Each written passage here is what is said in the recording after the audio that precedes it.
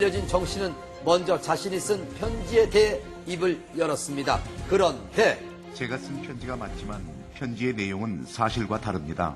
자신이 쓴 편지는 맞지만 내용은 사실이 아니라는 정 씨. 대체 이건 무슨 소리일까요?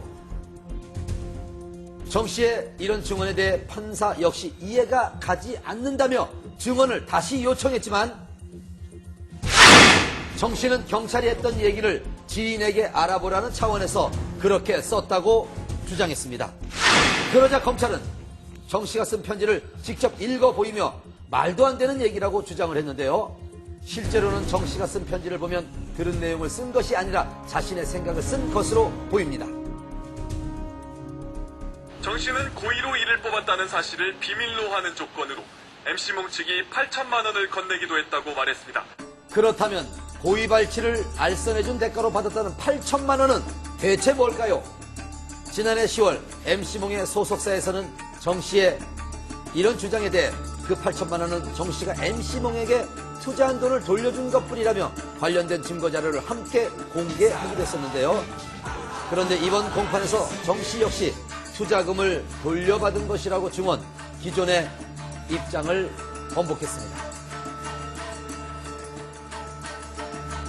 취재진을 만나 MC몽이 병역 면제를 위해 고의로 치아를 뽑았다고 털어놨습니다.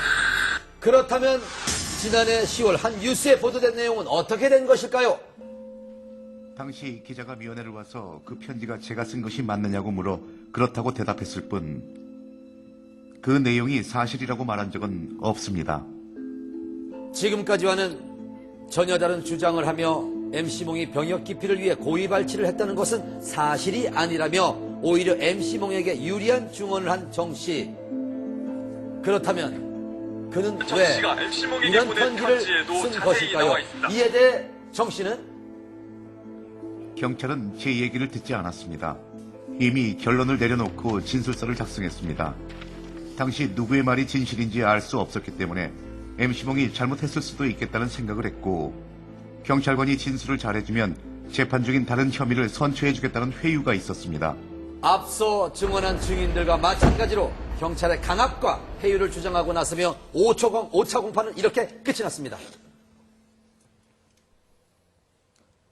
일단 증인들의 진술만 가지고는 MC몽의 어떤 혐의를 입증하기 어렵지 않느냐라는 의견들이 대세를 이루고 있고요. 재판부에서 과연 요번 5차 공판에서 정 씨의 증언을 어느 정도 인정하고 판단할지는 더 두고 봐야 할 것 같습니다.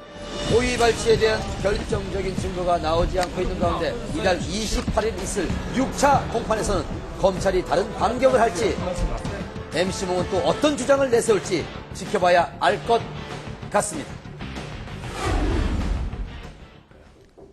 누군가를 기다리면서 이렇게 떨린 적은 없었습니다. 저를 가슴 설레게 한 그 주인공. 오셨어요? 4년 만에 돌아온 배우 강수현 씨입니다.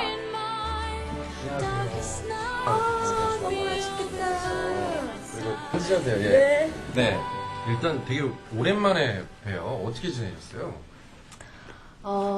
저는 늘 똑같죠. 영화 일 하고. 예. 그리고 집에서 강아지 고양이들하고 놀고. 어. 그리고 며칠씩 시간이 날 때는 이제 여행. 예. 그래서 텔레비전에서도 좀 보기 힘든 부분도 있었거든요. 안 불러주시던데.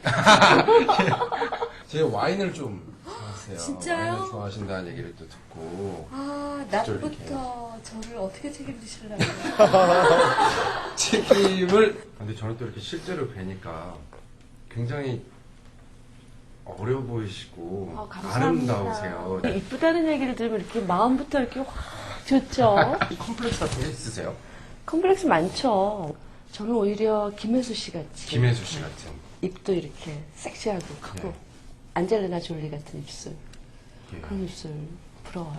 따르시고. 아, 예, 따라드릴게요. 예. 긴장한 저를 위해 분위기를 풀어주는 강수현 씨. 그런데 술이 약해서요, 오히려. 아, 그러세요? 그럼 예. 한 잔 더. 예. 몇 병이나 준비하셨나요? 그 모습이 저는 오히려 더 긴장됐는데요. 그리고 이어지는 놀라운 이야기. 언론에 대한 안 한 게 아니라 못한 거죠. 너무 하고 싶어요. 저희 요즘 잠도 안